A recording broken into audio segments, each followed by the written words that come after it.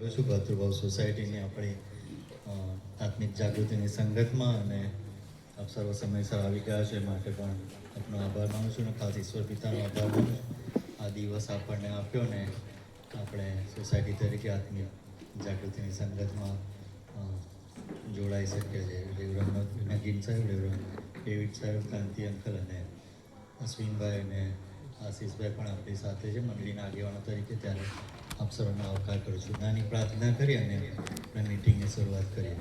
પવિત્ર પ્રભુ, તમારી કૃપા અને દયા માટે અમે તમારો આભાર માનીએ છીએ. આખો દિવસ સંભાળ્યા, બચાવ્યા, અકસ્માતમાં અંગે અને દરેક બાબતોથી પણ પ્રભુ તમે અમને દૂર રાખ્યા છે, ત્યારે તમે તમારો આભાર જ માનીએ છીએ. સોસાયટીની આત્મિક જાગૃતિની સંગતને પ્રભુ તમે આસ્વાદિત કરજો. અમે ગીતો ગાઈએ, તમારી સ્તુતિ કરીએ અને તમારું વચન સાંભળીએ, અને અમારી સોસાયટીને અમારા હૃદયમાં પ્રભુ તમે રાજ કરો. અમે આત્મિક રીતે આગળ વધતા જઈએ, તમારામાં વધુ ને વધુ વપરાતા જઈએ, એવું તમે થવા દેજો. આ રાત્રિ દરમિયાનની આખી સંગતને તમે આસ્વાદિત કરજો. જો કે વિનંતી તારા પ્રભુ શ્રી કૃષ્ણના નામમાં માંગીએ, સાંભળ સ્વીકાર કરજો. આમેન. આપણે નાનકડું વાયર છે અને 340 નંબર ભજન સંગ્રહમાંથી ગીત ગાઈશું. બધા સાથે જોડાઈશું. વાયર આપણને લીડ કરશે.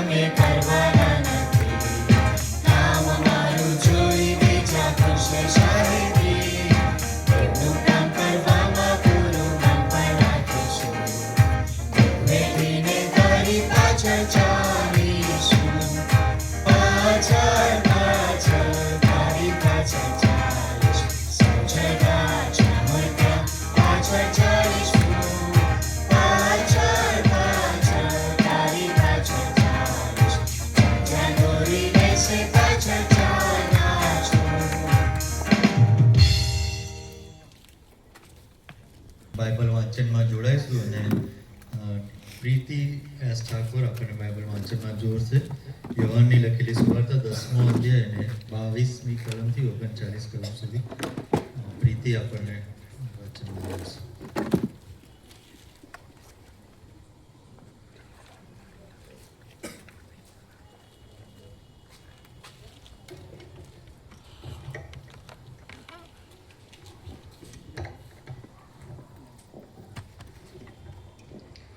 યોહાન 10:22-39.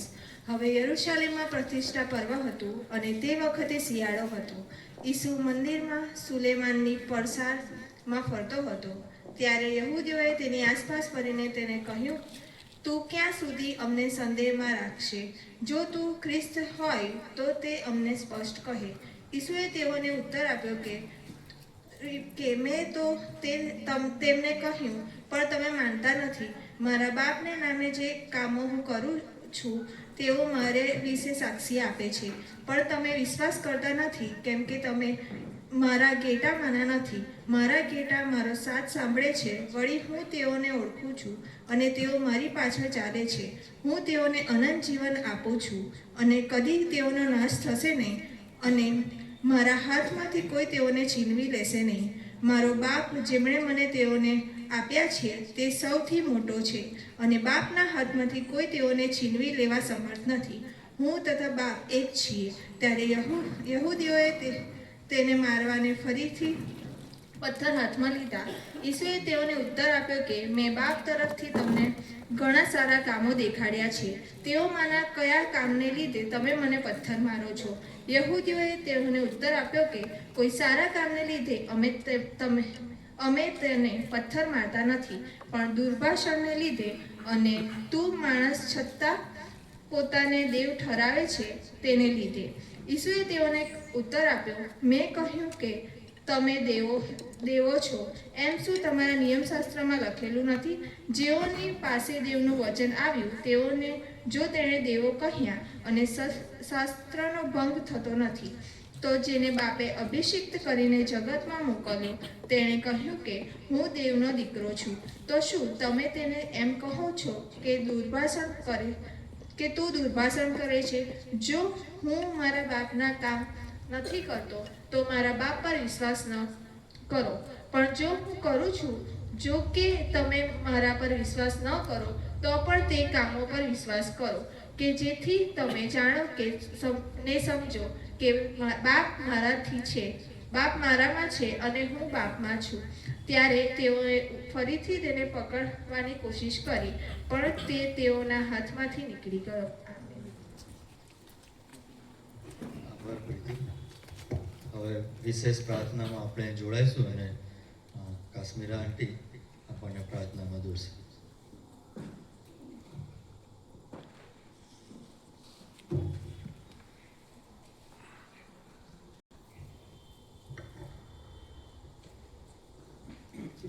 પ્રાર્થના કરીએ.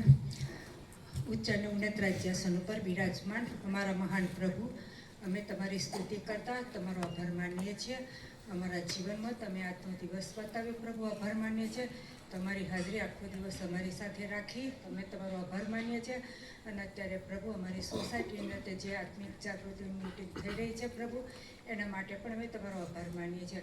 અમે સર્વ ભેગા થઈ શક્યા છે એના માટે આભાર માનીએ છીએ, ધન્યવાદ આપીએ છીએ.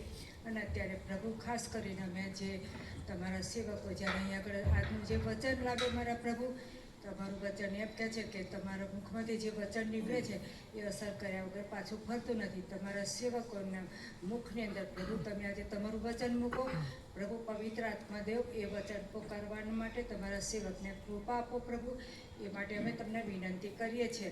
અને પ્રભુ એ વચન ફક્ત અમે સોસાયટીના લોકો સાંભળીને એક કાનેથી સાંભળીને બીજા કાને કાઢી નાખવાના ન થઈએ, પણ મારા પ્રભુજી એ વચનને અમે અધીન થઈએ મારા પ્રભુજી. એ માટે તમે અમારી દરેકની સહાય કરો, મદદ કરો. અમારું ભેગા મળવું પણ તમારામાં આશીર્વાદિત કરો. અત્યારે મારા પ્રભુ અમે ખાસ પ્રાર્થના કરીએ છીએ, તમે જ્યારે આ 3જા મહિનાની અંદર તમે અમને લાવ્યા છો, આભાર માનીએ છીએ. અને પ્રભુ અત્યારે જે આત્મિક જાગૃતિની મિટિંગો પ્રભુ જુદી જુદી જગ્યાએ થઈ રહી છે એના માટે આભાર માનીએ છીએ. એ મિટિંગોને તમે આશીર્વાદિત કરી છે એના માટે આભાર માનીએ છીએ. અને હવે પછી પણ પ્રભુજી જ્યાં જ્યાં મિટિંગો બાકી છે ત્યાં પણ પ્રભુ તમારું વચન તમારા સેવકો મારફતે પ્રગટ કરો, કે જેથી કરીને પ્રભુ મંડળી તમને મળવાને માટે તૈયાર થાય. પ્રભુ તમે જેવી મંડળની ઈચ્છા રાખો છો, કરટ લઈને ડગ રહિત અને યબ રહિતની, હા પ્રભુ એવી કન્યા તૈયાર થાય આ દિવસોની અંદર, કારણ કે તમારું આગમન બહુ નજીક છે પ્રભુ. જે બધી પરિસ્થિતિ બદલાઈ રહી છે એ બધી બાબતો કહી રહી છે કે તમારું આગમન નજીક છે. ત્યારે પ્રભુ મંડળીઓ પ્રભુ જાગૃત બને પ્રભુજી. પ્રભુ એ માટે અમે તમને આગ્રહથી વિનંતી કરીએ છીએ, અમે તમને પ્રાર્થના કરીએ છીએ પ્રભુ. તમે દયા કરો, તમે કૃપા કરો મંડળીઓની ઉપર પ્રભુ, એ માટે વિનંતી કરે છે પ્રભુ. અમારી આ મંડળી તમે જે સ્થાપી છે એના માટે પણ આભાર માનીએ છીએ.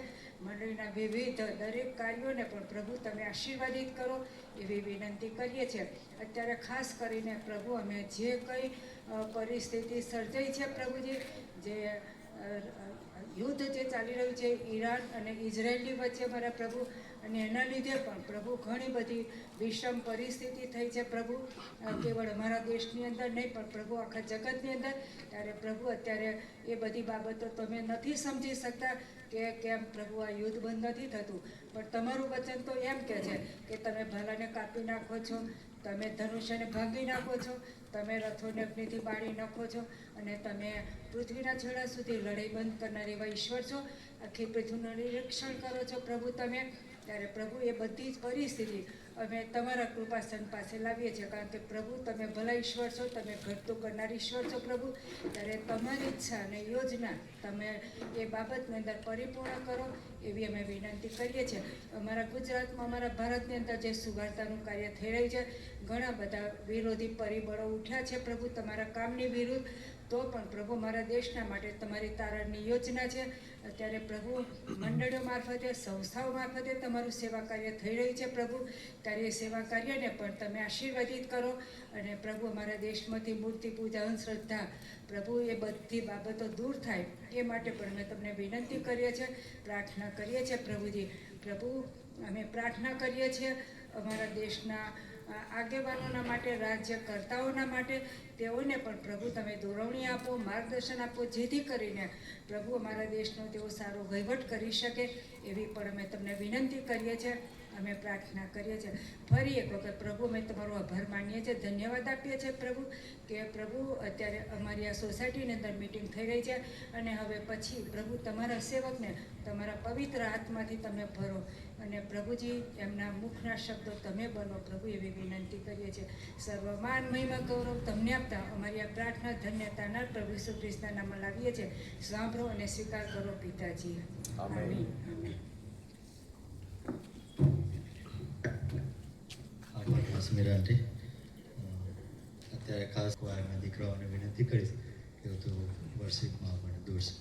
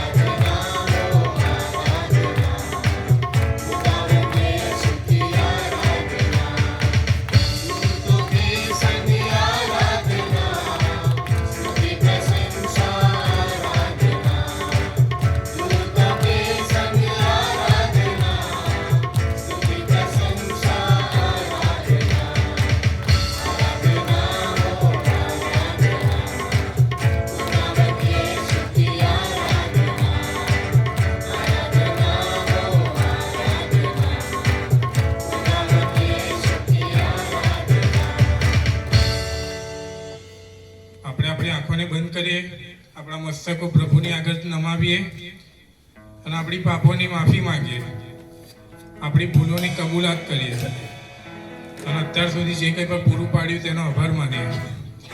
પ્રાર્થના ગીતમાં જોડાઈએ. ગીતના શબ્દો છે, સારી સૃષ્ટિ કે માલિક તું ही हो.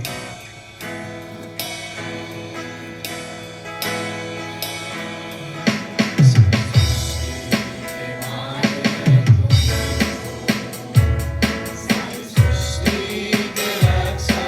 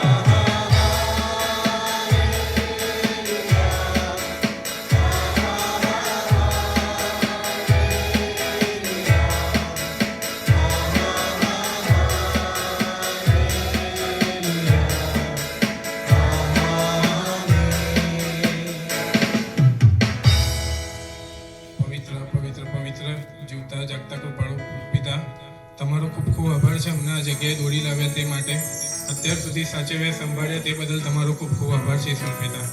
આમ સગડાઈની સાથે ને પાસે રહેજો ઈશ્વર પિતા.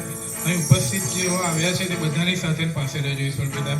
જે આવી રહ્યા છે તેમને સહી સલામત લઈ આવજો ઈશ્વર પિતા. અમને તમારા માર્ગમાં ચલાવજો ઈશ્વર પિતા. અમે કેવળ ને કેવળ તમને પસંદ પડે એવા કાર્યો કરીએ એવું થવા દેજો ઈશ્વર પિતા.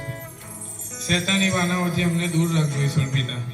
જે કોઈ પણ વ્યક્તિ બીમારીમાં હોય તેમને તમારો જમણો પવિત્ર હાથ લગાવી સાજાપણું આપજો ઈશ્વર પિતા. જે કોઈ પણ વ્યક્તિ મુશ્કેલીમાં હોય તેમની દરેક મુશ્કેલીઓ તમે પૂરી કરજો ઈશ્વર પિતા. તમારા વચનના સેવકને આશીર્વાદ આપજો ઈશ્વર પિતા. તેમના મુખના વચન તમે બનજો ઈશ્વર પિતા.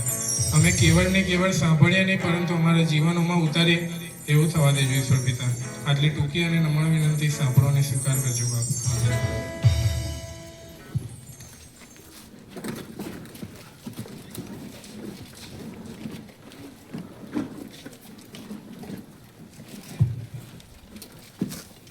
ખૂબ આભાર નાના દીકરા અને દીકરીઓ. ખૂબ અજાયબ જેવી રીતે તમે પ્રભુના વર્ષિતમાં દોર્યા. હું તમને અભિનંદન આપું છું. તમારા માતા પિતાને પણ અભિનંદન આપું છું કે આ 40 દિવસ દરમિયાન તમે આવી અજાયબ જેવી સેવા કરી રહ્યા છો અને બહુ જ નાની ઉંમરમાં બહુ સારી રીતે તમે વર્શિપ લીડ કરો છો. સરસ પ્રેયર કરાવી, સરસ ગીતો ગાયા માટે આપ સર્વને ખાસ અભિનંદન આપું છું.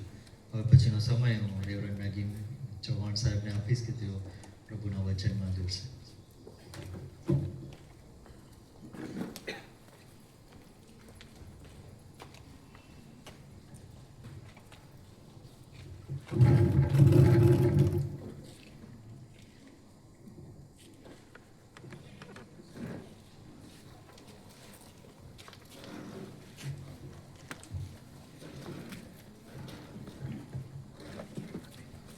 સર્વ સમયને માટે જીવંત ઈશ્વરનો આભાર માનીએ છીએ, કારણ કે એની કૃપાથી જ આપણે જીવંત છીએ. આજે ભાતૃભાવ સોસાયટી 2માં આપણે મળ્યા છીએ. આત્મિક જાગૃતિની સભા આપણી 22મી સભામાં મળ્યા છે. પ્રભુનો આભાર માનીએ છીએ. અને અત્યાર સુધી જે સંગતો થઈ, જે સભાઓ થઈ, એ ખરા અર્થમાં આશીર્વાદિત બની છે. દરેક કારભારી મિત્રો દ્વારા જે પરિવારોની મુલાકાત લેવામાં આવે છે, જે પરિવારો કારભારીને સહકાર આપે છે, એ દરેકનો આભાર માનવામાં આવે. અને એ જ રીતે આજે ભાતૃભાવ સોસાયટીમાં આપણા શ્રી નિલેશભાઈ કારભારી તરીકે સેવા આપે છે. અમારા વતી તેઓ પ્રતિનિધિત્વ કરે છે. અને પરિવારોનો અમે આભાર માનીએ છીએ કે અમારા વતી આવનાર કારભારીનો આપ બહુ આદર સત્કાર કરો છો, સન્માન કરો છો. અને તમે તમારી આવકમાંથી શ્રેષ્ઠ ઉત્તમ દાનો ચર્ચની સેવાને માટે, તમને જે ધર્મગુરુ આપ્યા છે એમના પાળક પોષણ માટે, જે ચર્ચ છે એના મેન્ટેનન્સ માટે, પ્રોપર્ટીઝ, અને આ બધાને માટે તમે તમારી આવકમાંથી ઈશ્વરનું ભય રાખીને જે શ્રેષ્ઠ ઉત્તમ દાનો આપો છો એ ખરેખર બહુ જ સન્માનીય છે. અને અમારા વતી જે કારભારી આવે છે એમને તમે સ્વીકારો છો. અમે તો વર્ષમાં 2 વર્ષે અમારે જે સમય મળે પ્રમાણે આવીએ, કારણ કે બહુ મોટી મંડળી છે. પણ અમારા વતી અમારું પ્રતિનિધિત્વ કારભારીશ્રીઓ કરે છે અને તમે એમને રિસ્પેક્ટ આપો છો. એટલે વી રિયલી એપ્રિશિએટ યુ. અમે તમારો આભાર માનીએ છીએ. અને વી એઝ અ ચર્ચ, બંને પાસ્ટર કમિટી, અમે ખરેખર પરિવારનો અને તમારા ઉત્તમ દાનોને માટે અમે કદર કરીએ છીએ, આભાર માનીએ છીએ. આજે આપણા કારભારી શ્રી નિલેશભાઈ ઉપસ્થિત નથી. અગત્યનું કામ એમની આઈસીયુ કેરમાં, ઓપરેશન થિયેટરમાં, અને એમના વતી શ્રી આનંદભાઈએ લીડિંગ કર્યું. આપણે તેઓનો પણ આભાર માનીએ છીએ. આપણા નાણાં સમિતિના પ્રમુખ શ્રી કાંતિભાઈ પણ ઉપસ્થિત છે. અને અમે સાથી સેવકો રેવરન્ડ ડેવિડ સાહેબ કે જેમની શારીરિક નાદુરસ્તી છે પણ આવ્યા છે, એના માટે પણ તેઓનો આભાર માનીએ છીએ. એમની હાજરીની નોંધ લઈએ છીએ. એમ ભાઈ આપણા જુવાનો આપણને ક્વાયરમાં દોરે છે. અને કારભારી મિત્રો અને પાસ્ટેટ કમિટીના સભ્યો પણ અહીં ઉપસ્થિત છે. તમે જોઈ શકો છો અહીં આગળ બેઠા છે આપણા ત્યાં, અને તેમની હાજરીની પણ આપણે ખાસ નોંધ લઈએ છીએ. આપ સર્વ આવ્યા છો, તમારી બધાની અમે હાજરીની વિશેષ નોંધ લઈએ છીએ. આઈસીયુ, ઇન્ટેન્સિવ કેર યુનિટ, હે ને? હવે એની અંદર એવા વ્યક્તિઓની સારવાર કરવામાં આવે કે જેઓની કિડની ફેલ થઈ ગઈ હોય, જેઓને હાર્ટ ફેલ થયું હોય, જેઓનું લીવર ફેલ થઈ ગયું હોય, એવા વ્યક્તિઓ ત્યાં આગળ સારવારને અર્થે જતા હોય છે.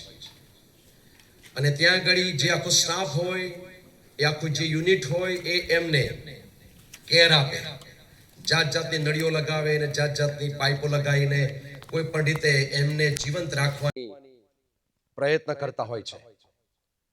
આ જીવંત દાખલો ઉદાહરણ હું તમને આપું છું. મેં જોયું નથી પણ મેં સાંભળેલું છે કે જેથી કરીને એ બચી જાય, એને જીવન મળે.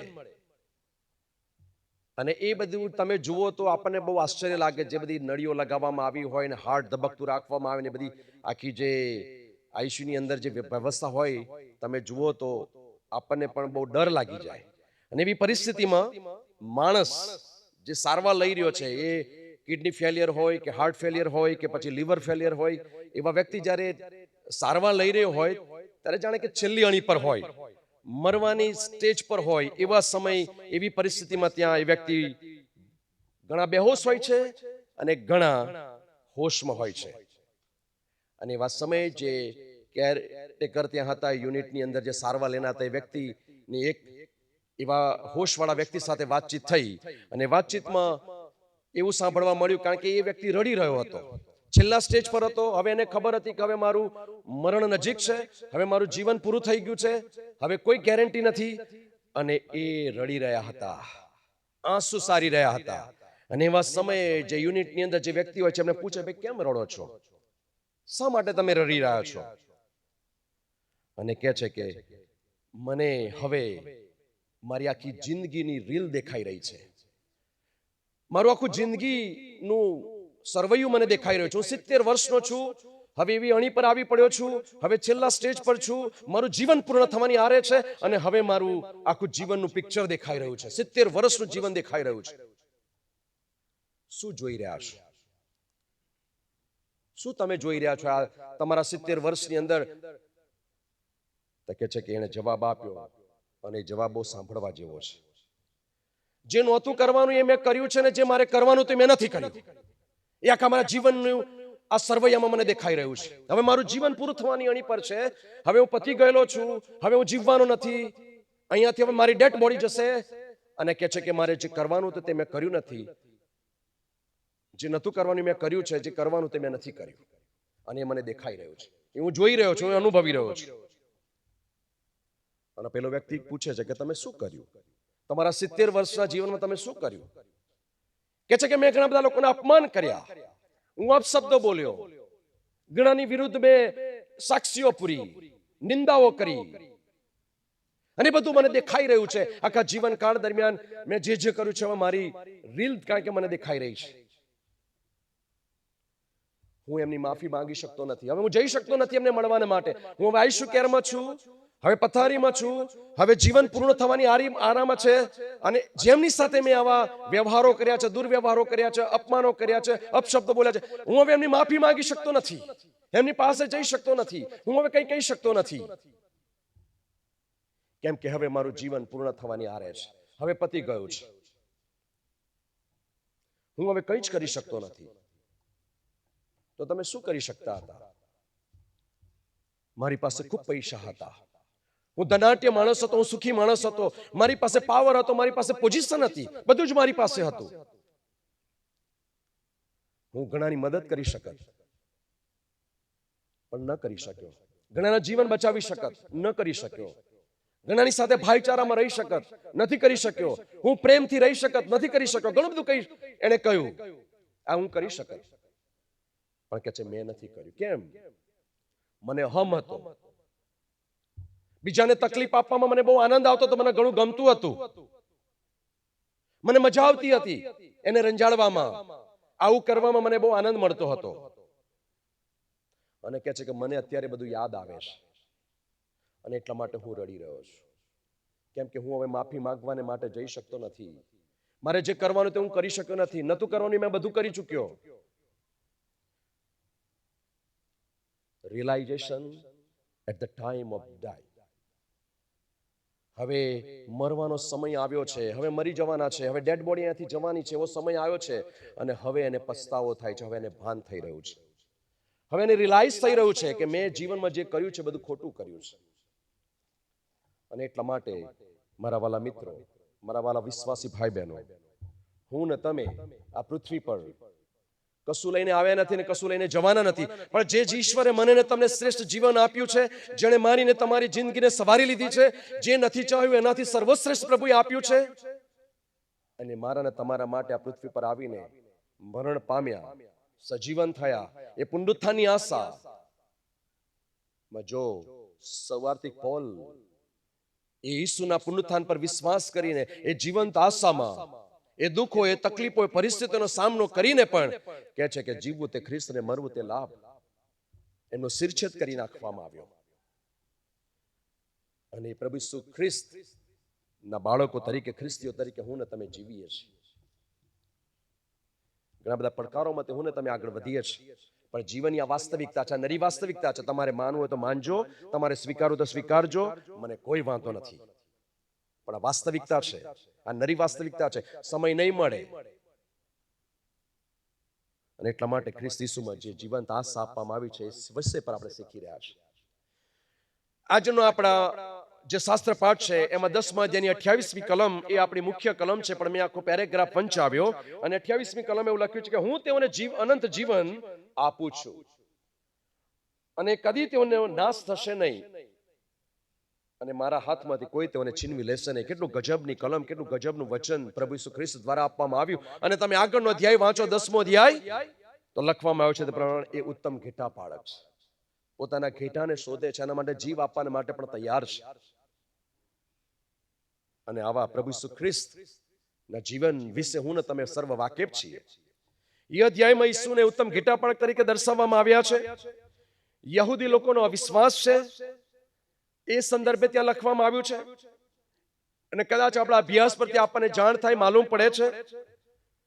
પરંતુ હું આજે ખ્રિસ્ત ઈસુમાં આપણી જે જીવંત આશા છે એ સંબંધી થોડી વાતો તમારી આગળ મૂકવા માંગુ છું. પ્રભુ ઈસુના પુનરુત્થાનમાં જીવંત આશા એ વધારે પ્રબલિત કરવામાં આવી છે. ઈસુ મરણ પામ્યા, સજીવન થયા, ઉઠ્યા છે, આપણો વિશ્વાસ છે અને એ વિશ્વાસથી હું ને તમે જીવીએ છીએ. જૂના કરારના લોકો પણ સેવા આતુરતાથી કરતા હતા, રાત દિવસ સેવા કરતા હતા, વચન ફળીભૂત થવાની આશામાં તેઓ એ સેવાઓ કરતા હતા. ઈશ્વરની આરાધના કરે, ઈશ્વરને રીઝવે, ઈશ્વરને અર્પણો ચડાવે, એને ખુશ કરે કે મસીહા આવશે, કોઈક એવો વ્યક્તિ આવવાનો છે મસીહા કે જે આપણને તારવાનો છે, આપણો ઉદ્ધાર કરવાનો છે, આપણને બચાવવાનો છે, આપણા મતીએ મરવાનો છે. રોમન સલ્તનતની એ જબરજસ્ત ગુલામગીરીમાંથી મને ને તમને છોડાવશે અને એ શાંતિનું રાજ્ય સ્થાપશે.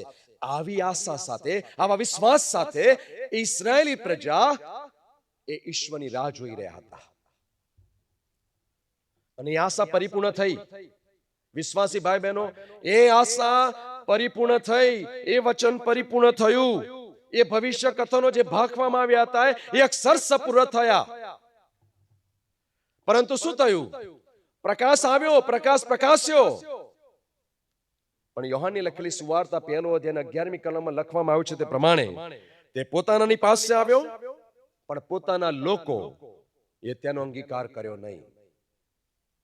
જેની રાહ જોતા હતા, વર્ષોથી રાહ જોતા હતા, રાત દિવસ તેની ઉપાસના કરતા હતા, આરાધના કરતા હતા, આતુરતાથી રાહ જોતા હતા કે જીવંત આશામાં કે એક મસીહ આવશે, અમને બચાવશે, અમને છોડાવશે, અમારો ઉદ્ધાર કરશે, અમને ગુલામીમાંથી છુટકારો આપશે, રોમન સલ્તનતના એ સત્તામાંથી અમને મુક્ત કરશે. એ ઈસુ આવી ગયા, એ મસીહા આવી ગયા. અને બાઇબલ લખે છે તે પ્રમાણે કે તે પોતાનાની પાસે આવ્યો, પણ પોતાના લોકોએ તેનો અંગીકાર કર્યો નહીં. કેમ અંગીકાર કર્યો નહીં? એનું શું રીઝન હતું, શું કારણ હતું?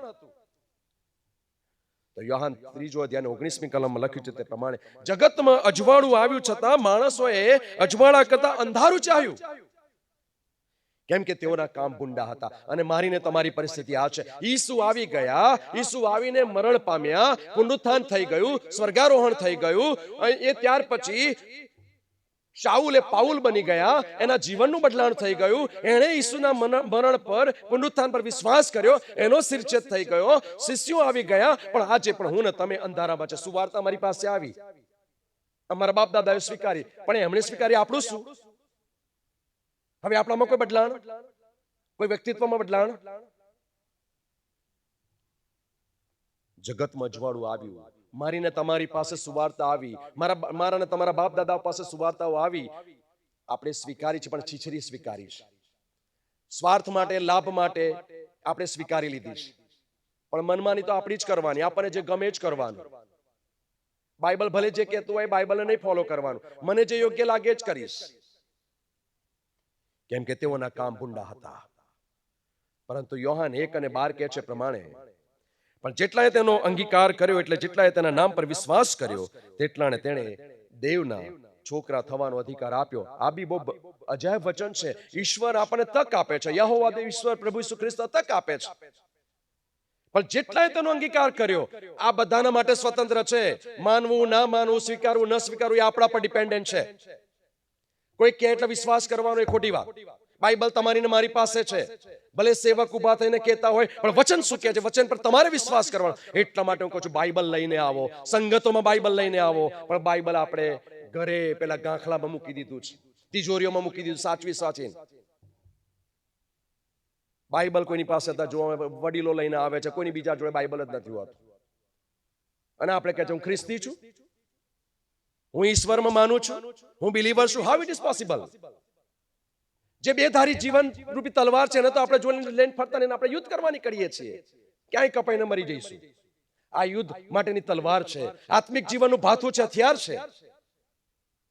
અને એટલે જ બાઇબલ કહે છે, પણ જેટલાએ તેનો અંગીકાર કર્યો, એટલે જેટલા તેના નામ પર વિશ્વાસ કરે છે, તેટલાને તેણે દેવના છોકરા થવાનો અધિકાર આપ્યો. બહુ જ આનંદ થાય છે જેઓની પાસે બાઇબલ નથી, એમને બાઇબલ આખું મોઢ હશે. પ્રભુ આભાર, સરસ, અમને નથી યાદ રહેતું. આટલા જ વર્ષો તમે સેવા કહે છે, પણ બાઇબલ નથી યાદ રહેતું આખું. અને તેથી યોહાનની લખેલી સુવાર્તા 10મો અધ્યાય અને 10 થી 11મી કલમ, તેઓને જીવન મળે અને તેને પુષ્કળ મળે માટે હું આવ્યો છું. હું ઉત્તમ ઘેટાપાળક છું. ઉત્તમ ઘેટાપાળક ઘેટાને સારું પોતાનો જીવ આપે છે. ઉત્તમ ઘેટાપાળક ઘેટાને સારું પોતાનો જીવ આપે છે. શું થાય છે? તેની પાછળ ચાલનાર તેનો અવાજ સાંભળે છે. બાઇબલ લખે છે, હું નથી કહેતો, એ કલમ જ લખવામાં આવ્યું છે ઉપરની કલમમાં. એનો અવાજ સાંભળે છે. આ જગતમાં ઘણા બધા અવાજો છે, નોઇસીસ છે. આપણે એ બધા અવાજો બહુ સાંભળીએ છીએ, પણ ઈસુનો અવાજ કોઈ સાંભળવા તૈયાર નથી. ઈસુ કહે છે કે અહીં નહીં જવાનું, તો ત્યાં જ જઈએ. એ કહે છે કે આપણો અંતરાત્મા કહે છે, એ ઈસુ દ્વારા બોલાવડાવે છે, આ નહીં કરવાનું, તો આપણે એ જ કરીએ. આમ નહીં કરવાનું, તો એ જ કરવાનું. અંતરાત્મા કહે છે કે ભાઈ બરાબર નથી, પણ ના શું બરાબર? મને જે યોગ્ય લાગે છે કરીશ. તેની પાછળ ચાલે છે, એ એનો અવાજ સાંભળે છે. પ્રભુ એને ઓળખે છે. જેની પાછળ ચાલે છે, જેનો અવાજ સાંભળે છે, એને ઈશ્વર ઓળખે છે. એને ઓળખે છે. તેની પાછળ ચાલનાર તેને અનુસરે છે. એટલે ઈસુને અનુસરીએ છે. અને એટલા માટે હું કહું છું કે હું ઈસુને જેવો તો બની શકતો નથી. એનો આદર્શ પૂરેપૂરો હું લઈ શકતો નથી. પણ હું સુવાર્તિક પાઉલના જેવું જીવન જીવવાના માટે કેટલેક અંશે હું પ્રયત્ન કરું છું.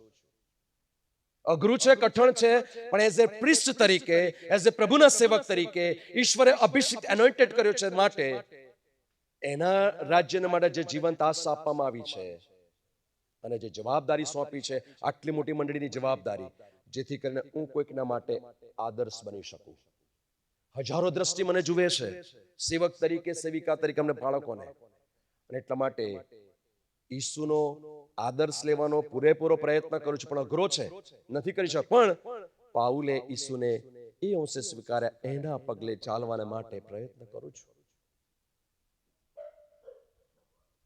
ઈસુને જે અનુસરે છે, એના જીવન, એનો વ્યવહાર, એની ચાલચલગત, એનો સ્વભાવ ખબર પડી જાય છે.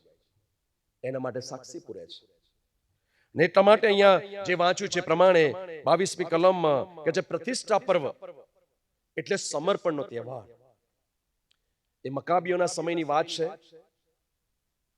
એ સમર્પણનો તહેવાર હતો અને સમયે કે છે કે પ્રભુ ઈસુ ખ્રિસ્ત ત્યાં ફરતા હતા, ઈસુ ખ્રિસ્ત ત્યાં હતા અને એવા સમયે આ યહૂદીઓએ જે પ્રશ્ન પૂછ્યો તે સંદર્ભે ઈસુએ જવાબ આપ્યો હતો. એ વિશે પ્રભુ ઈસુ ખ્રિસ્ત ખુલાસીને કહે છે. તેમના અવિશ્વાસની વાત છે. ઈસુ ખ્રિસ્ત એમની સાથે છે, મસીહા આવવાના હતા, મસીહા આવી ગયા છે, મસીહા એમની સાથે જ છે, એમનામાં કામ કરી રહ્યા છે, પણ એ લોકો સંદેહ રાખે છે કે શું ખરેખર આ ખ્રિસ્ત છે? શું ખરેખર આ એ છે? આ તો દુર્ભાષણ કરે છે, આ તો દેવ કરી શકે, દેવ જ કહી શકે, આ કેવી રીતે કહી શકે? એ પોતે દેવ જ છે પણ માણસના આકારમાં થઈને પ્રગટ થયા છે અને દેવ વિશેની વાતો કરે. પોતે દેવ છે પણ એ દેવના આકારમાં આવ્યા છે, દેવનું સ્વરૂપ લઈને, માણસનું સ્વરૂપ લઈને પૃથ્વી પર આવ્યા છે. અને એટલા માટે લોકોનો અવિશ્વાસ જોવા મળે છે. અને એટલે યોહાન 10મો અધ્યાય અને 28મી કલમમાં ઈસુ કહે છે કે હું તેઓને અનંત જીવન આપું છું અને કદી તેઓનો નાશ થશે નહીં અને મારા હાથમાંથી તે કોઈ તેઓને છીનવી લેશે નહીં. કેટલી ગજબની વાત! હું ને તમે જો ખરેખર વિશ્વાસી છીએ, પ્રભુના છે, તો હું ને તમે પ્રભુના હાથોમાં સલામત છીએ, સુરક્ષિત છીએ. કોઈ મારો ને તમારો નાશ કરી શકે એમ, દુનિયાની કોઈ તાકાત નાશ નહીં કરે મારો ને તમારો, કોઈ છીનવી પણ નહીં લે. પણ એ વિશ્વાસ હશે તો. અને એટલે આ વિધાન કોના માટે કહ્યું છે? આ ઈસુએ વિધાન કર્યું છે, એ બોલ્યા છે, પણ કોના માટે કહ્યું છે? જેઓ ખરેખર તેના પર વિશ્વાસ કરે છે તેઓના માટે છે. 27મી કલમમાં તમે જુઓ, લખ્યું છે મારા ઘેટા મારો સાદ સાંભળે છે. મેં ઉપર જ કહ્યું કે તેની પાછળ ચાલનાર તેનો અવાજ સાંભળે છે. અને ઈસુ કહે છે હું તેઓને ઓળખું છું, જેઓ મારો સાથ સાંભળે છે, મારી પાછળ ચાલે છે, એઓને હું ઓળખું છું. મને ખબર છે કોણ છે, કોણ પોતાની રીતે જીવે છે, કોણ મને છેતરે છે, કોણ મને ઉલ્લુ બનાવે. પ્રભુને બધી ખબર. હું મારા સાથી સહાયક બાળકને ઉલ્લુ બનાવું એમને ખબર ના પડે, પણ જેણે મને આ સેવાના માટે અભિષેક એને બધી ખબર છે કે તું એમને છેતરી રહ્યો છે અને એમને બનાવી રહ્યો છે. એને હી નોઝ એવરીથિંગ, એને બધી જ ખબર છે, મારા વ્યક્તિત્વ, મારા જીવનની બાતો. જેવો ખરેખર તેના પર વિશ્વાસ કરે છે, ખ્રિસ્ત ઈસુને પોતાના અંગત તારનાર તરીકે જીવનમાં સ્વીકાર્યા છે, એનો અવાજ સાંભળે છે, એને ઈસુ ઓળખે છે એવું કહે છે અને એ મને અનુસરે છે. અને એટલે 23મી કલમ એ ગજબની ઉત્તેજન પૂરું પાડનાર કલમ છે કે તેઓ મારું સાંભળે છે, મારી પાછળ ચાલે છે અને મને અનુસરે છે. આગળ લખ્યું છે પ્રમાણે ઉત્તમ ભેટ મને ને તમે ક્યારે, હું ને તમે ક્યારે પ્રાપ્ત કરી શકીએ? ક્યારે મને ને તમને ઉત્તમ ભેટ મળી શકે? તેના વચન પ્રમાણે મળી શકે છે. બાઇબલમાં લખ્યું છે પ્રમાણે ઈસુએ કહ્યું કે હું તેઓને અનંત જીવન આપું છું. આ કોઈ વિધાન કરી શકે નહીં, દુનિયાની કોઈ તાકાત આ વિધાન ના કરી શકે. અને એ કેવળ ને કેવળ ઈસુ ખ્રિસ્તે કહ્યું હું તેઓને અનંત જીવન આપું છું. અને યોહાન 3:16 પણ એ જ કહ્યું કે જે કોઈ વિશ્વાસ કરે છે તેને અનંત જીવન છે. કોઈ પણ સમુદાયના લોકો વિશ્વાસ કરે કે તે પ્રભુ છે, ઈસુ છે, એના માટે અનંત જીવન છે. અને એટલે બાઇબલ કહે છે કે હું તેઓને અનંત જીવન આપું છું. આપણે સારા કામો કરીએ છીએ, આપણે સારા દાન ધર્મો કરીએ છીએ, સેવકોની આગતા સ્વાગતા કરીએ છીએ, ઘણું બધું કહી શકાય, ઘણું બધું એની અંદર આપણે એડ કરી શકીએ કે હું બધું કરું છું, વગેરેનો પુરસ્કાર કશોય નથી. કોઈ પુરસ્કાર નહીં મળે. અને આપણે એમ માનીએ છીએ કે આ બધું કરું છું એટલે હું પ્રભુને ખુશ રાખું છું. આ બધું કરવાથી પ્રભુ મારા અને મારા પરિવાર પર બહુ જ ખુશ અને આનંદિત છે અને અમને બહુ બધું આપ્યું છે. દુનિયાના એવા લોકો છે આપણા કરતા સુખ બહુ ધનાઢ્ય છે, અઢળક સંપત્તિ છે. આપણે એ જ રીતની વિચારસરણી સાથે જીવીએ છીએ. પ્રભુએ મને બહુ આપ્યું છે, પ્રભુએ મને બહુ આપ્યું, પણ પ્રભુ માટે આપણે શું કર્યું? આપણું જીવન દાન આપ્યું, કરોડો આપી દઈએ, લાખો રૂપિયા આપી દઈએ, એ મહત્વનું, પણ જીવન, વ્યક્તિત્વ, સ્વભાવ, આપણો પ્રભુ પરનો વિશ્વાસ અને એની અંગત ઓળખ એ મહત્વની છે. અને એટલે કે છે એ એની કૃપાથી થાય છે. નગીન ચૌહાણ એમની તાકાતથી કશું પ્રાપ્ત કરી શકતા નથી. એમની કૃપાથી જીવી શકે છે, એમની કૃપાથી જીવન ચાલી શકે છે, એમની કૃપાથી જ એ જે કંઈ કરે છે પ્રભુની કૃપાથી કરી શકે છે.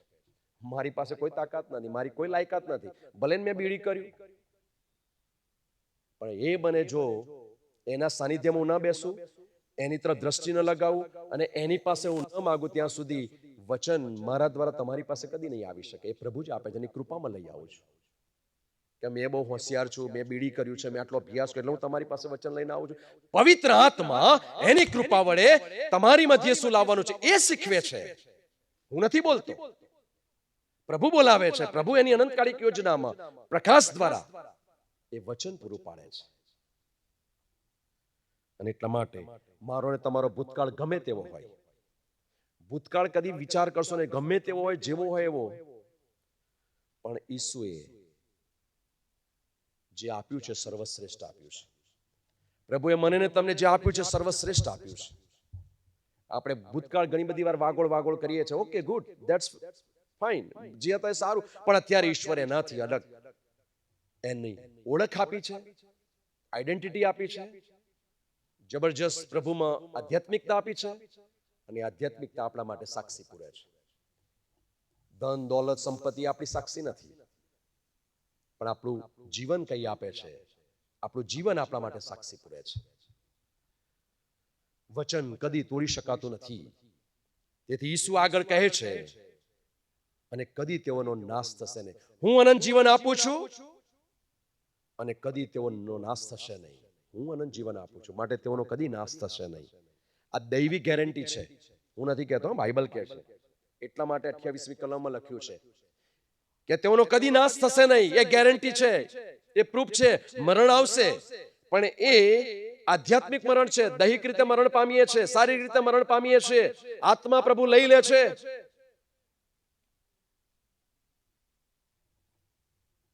જગતમાં અનિશ્ચિતતાઓ છે, સ્વાસ્થ્ય નિષ્ફળ જાય. મેં શરૂઆતમાં દાખલો આપ્યો એટલા માટે કે અહીંના કારભારી છે, એવી જગ્યા પર સેવા કરે છે, એવી પોઝિશનમાં સેવા કરે છે, એમને બધી ખબર છે. સ્વાસ્થ્યમાં નિષ્ફળ જવાય, સંપત્તિ ગુમાવી દઈએ, સંબંધો તૂટી જાય, સંગતો ભાંગી પડે. પરંતુ ઈસુ કહે છે, જો તમે ખ્રિસ્તના છો અને ખ્રિસ્તમાં છો, ખ્રિસ્તી નહીં, જો તમે ખ્રિસ્તના છો અને ખ્રિસ્તમાં છો, તોફાનોમાં પણ ખડકની જેમ ઊભા રહેશો. કદી તેઓનો નાશ થશે નહીં, એવું પ્રભુ વચન આપે છે. શારીરિક મરણ આવશે, પણ પ્રભુમાં જે જીવંત આશા છે એમાં પ્રભુ ઠાળશે. પણ દુનિયાની બીજી કોઈ તાકાત મને તમને હંફાવી શકશે નહીં. સંઘર્ષો છે, પણ એ સંઘર્ષોમાં પણ ઈશ્વર કૃપા આપશે. ઘણા એવા સેવકો તમે જુઓ, આ સંત સુવાર્તિક પાઉલનો શિરછેદ થયો, હસતા હસતા મરી ગયા. એમના જીવનમાં તકલીફો હતી, દુઃખો આવ્યા, પરિસ્થિતિઓ વિપરીત આવી, પણ પ્રભુ ઈસુ ખ્રિસ્ત માટે એમણે સહન કરી, કેમ કે એમને જીવંત આશા હતી. ભલે અહીંયા ગાડી જે થવું એ થશે, પણ ત્યાં ગાડી અમે આનંદ કરીશું. એમના ચહેરા પર નૂર હતું. એ નીરો બાદશાહે વિશ્વાસી લોકોને એ અખાડામાં લાવીને ખુલ્લા મૂકી દીધા, અને પછી આખલા છોડી મૂક્યા. આખલાઓએ ઉછાળીને ફેંકી દીધા, અને નીરો બાદશાહ ફ્લૂટ વગાડે અને હસે. પણ એમને જીવંત આશા હતી કે અમે ઈસુ માટે જીવીએ છીએ, ઈસુ માટે મરીશું, ઈસુમાં અમારી જીવંત આશા છે. વાલા મિત્રો, વચનો મને ને તમને આત્મિક રીતે મજબૂત કરે છે, જીવંત આશા તરફ વધારે નિકટતા તરફ લઈ જાય છે. અને એટલે પ્રભુનું વચન કહે છે છેલ્લે, અને મારા હાથમાંથી કોઈ તમને છીનવી લેશે નહીં. આમેન. પ્રભુના હાથમાંથી આપણને કોઈ છીનવી લેશે નહીં, કોઈની તાકાત નથી. સત્યનો દિલાસો છે, સત્યની હિંમત છે. ને એટલા માટે હું અથવા તમે ઈસુને પકડી રાખતા નથી, પરંતુ ઈસુ મને ને તમને પકડી રાખે છે. કારણ કે આપણે તો ભટકી જઈએ છીએ ઘેટાની જેમ, આમ તેમ જતા રહીએ છીએ. પ્રલોભનો, પરીક્ષણો, સારું સારું દેખાય છે, લાલચો દેખાય, આપણે જતા રહીએ છીએ. પ્રભુને હમણાં જપને પ્રભુ ફરી તને યાદ કરીશ, પણ પ્રભુ મને ને તમને કદી છોડી દેતા નથી, પકડી રાખે છે. મને ને તમને મજબૂત પકડમાં પકડી રાખે છે. શેતાન તમને ને મને છીનવી શકતો નથી. એના હાથમાં આપણે સલામત છીએ. કેમ કે હું ને તમે ઈસુના હાથમાં સુરક્ષિત છીએ, સલામત છીએ, કારણ કે આપણે એનું સર્જન છીએ, એની બનાવેલી કૃતિ છીએ, અને આપણે વિશ્વાસ કર્યો છે અને વિશ્વાસથી જીવીએ છીએ. એટલા માટે એ મારીને તમારી સુરક્ષા કરે છે. માટે મિત્રો, વિશ્વાસી ભાઈ બહેનો, આપણે કોઈ જ સારા નથી. હું સારો નથી, અને એટલે હું દર વખતે કહું છું કે હું સંપૂર્ણ નથી. ભલે હું ભોરીને વચન આપું છું, ભલે હું પ્રાર્થના કરાવું છું, પણ મારામાં ઘણી બધી ત્રુટિઓ છે. હું સ્વીકારું છું, પણ ઈશ્વર પાસે કૃપા માંગુ છું. પ્રભુ, કૃપા આપજો. આપણે નિષ્ફળ જઈએ છીએ, પ્રભુને છોડી દઈએ છીએ, પ્રભુથી દૂર ચાલ્યા જઈએ છીએ, અને પ્રભુથી દૂર રહીને ચાલવાનો પ્રયત્ન કરીએ છીએ. પરંતુ ઈસુ શું કહે છે? હું અનંત જીવન આપું છું, ક્યારે તમારો નાશ થશે નહીં, અને કોઈ તમને છીનવી લેશે નહીં. પણ શેતાન શંકાઓ, કુશંકાઓ ઊભી કરે છે. ઈશ્વરના વચનમાં શંકાઓ ઊભી કરે છે. અને એટલા માટે અહીંયા ગાડી તમે જુઓ, પ્રતિષ્ઠા પર્વ હતું અને ઈસુ મંદિરમાં સુલેમાની પરસાળમાં હતા, ત્યારે યહૂદીઓ તેની પાસે આસપાસ ફરી વળીને કહ્યું કે ક્યાં સુધી તું અમને સંદેહમાં રાખશે? તું આ બધી વાતો કરે છે, તું તો દુર્ભાષણ કરે છે, દેવ ઈશ્વર સિવાય બીજો કોઈ મહાન નથી, તું માણસ છે. પણ એવો ઈસુને ઓળખી શક્યા નહીં, કેમ કે એમના કામ ભૂંડા હતા. અજવાળું આવીને ઊભું રહ્યું, પ્રકાશ્યું, પણ એ અંધારાવાળાએ અજવાળાને જોઈ શક્યા નહીં, કારણ કે એમના કામ ભૂંડા હતા. અને એટલે સંદેહ લાવ્યા, એટલે અવિશ્વાસ કર્યો, અને એટલે એમના અવિશ્વાસમાં તેઓ નાશ પામ્યા. પણ પાસન સુવાર્તિક પાઉલે એ અજવાળા પર વિશ્વાસ કર્યો, અને એનું જીવન બચી ગયું.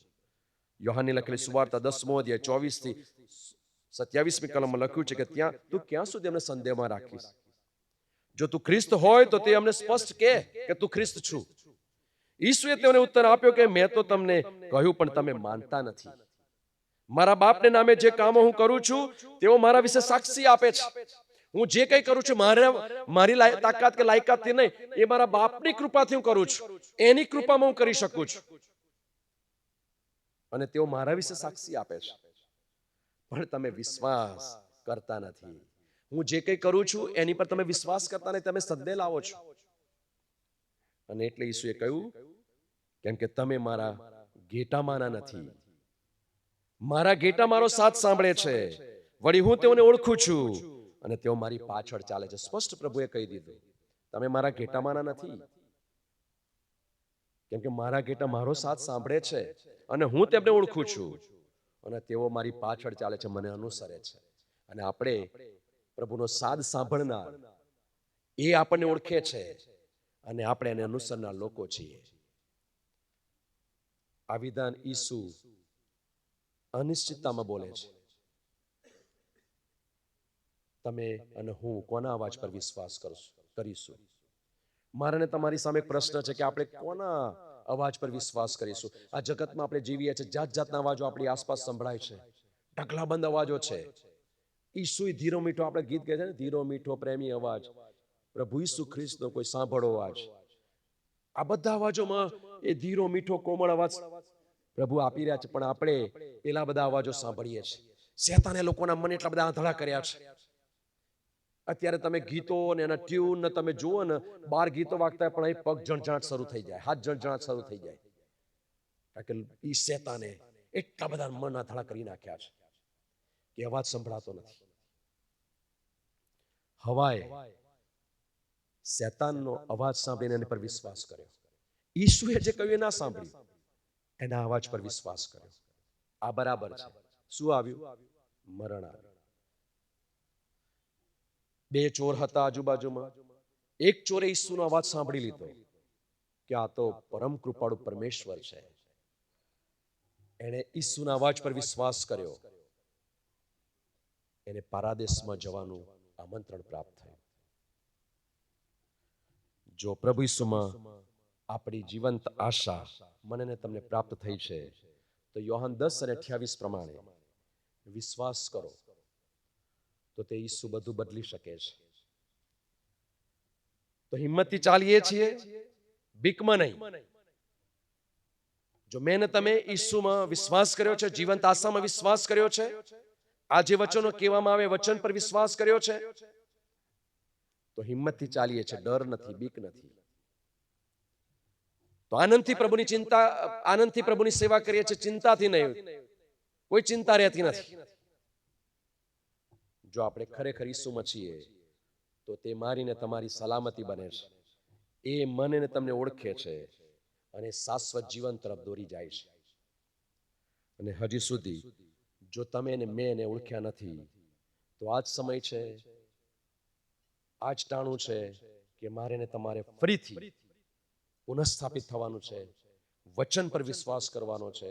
કારણ કે પ્રભુ ઈસુ ખ્રિસ્ત ને મેં ને તમે કદી જોયા નથી, પણ આપણા મા બાપોએ, આપણા પૂર્વજોએ મને ને તમને ખ્રિસ્ત આપ્યો વારસામાં, વિશ્વાસનો વારસો આપ્યો. અને એ વિશ્વાસના વારસામાં મેં ને તમે ખ્રિસ્તને સ્વીકાર્યા છે અને એને સ્વીકારી લેવાના છે, જેથી કરીને આપણી જીવંત આશામાં આપણે મજબૂત થતા જઈએ.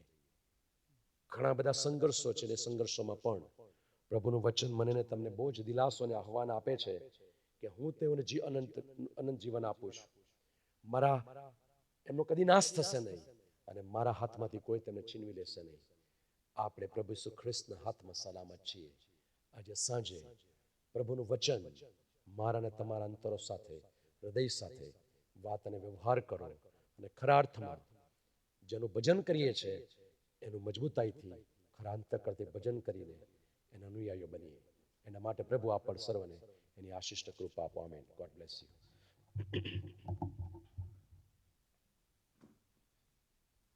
સુંદર વચનોને માટે રેવરન્ડ નગીન સાહેબનો આપણે આભાર માનીએ છીએ અને મંડળીની વ્યવસ્થાઓને માટે પણ ખાસ બંને પાળક સાહેબ અને મંડળીનો પાસેટ કમિટીનો આભાર માનીએ છીએ. હવે નિલેશ પણ અત્યારે આવી ગયો છે ને, અને આ સમય ભાગમાં આવી ગયા છે, તો પાસ્ટર ડેવિડ સાહેબને વિનંતી કરીશ તેઓ આપણને પ્રાર્થનામાં દોરશે.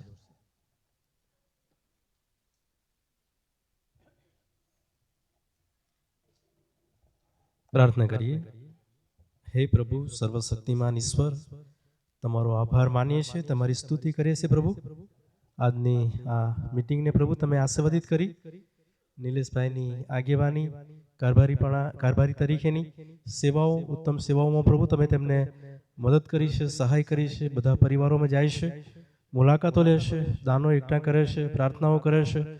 પોતાના જોબમાં, કામમાં પણ તેઓ સતત કાર્યરત છે. એ સર્વને માટે પ્રભુ અમે તમારો બહુ જ આભાર માનીએ છીએ.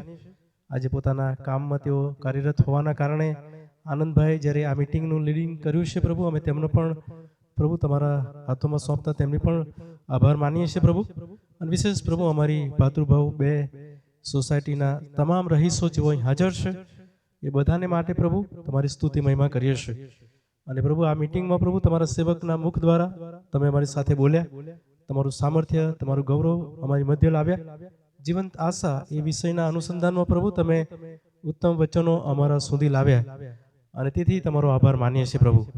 અમારા જીવનમાં રોજે રોજ તમારા વિશ્વાસમાં, અમારી જીવનની આશામાં અમે આગળ વધીએ, વૃદ્ધિ પામી, તમારા આશીર્વાદો પ્રાપ્ત કરીએ તેવી પ્રાર્થના અમે કરીએ છીએ પ્રભુ. ખાસ કરીને પ્રભુ આ વિસ્તારમાં, આ ભાતૃભાવ સોસાયટી 2માં જો કોઈ જે બીમાર છે તેઓની તંદુરસ્તી તમે બનો, તેમની સંભાળ તમે રાખો, તેમને સાજાપણું આપો તેવી પ્રાર્થના અમે કરીએ છીએ પ્રભુ. આ વિસ્તારમાં પ્રભુ જે બાળકો પરીક્ષાઓ આપી રહ્યા છે એ બાળકોને પણ તમે આસ્વાદ આપજો અને તેમની પરીક્ષાઓ સફળ તમે કરજો, તેમની સંભાળ તમે રાખજો તેવી અમારી પ્રાર્થના વિનંતી છે.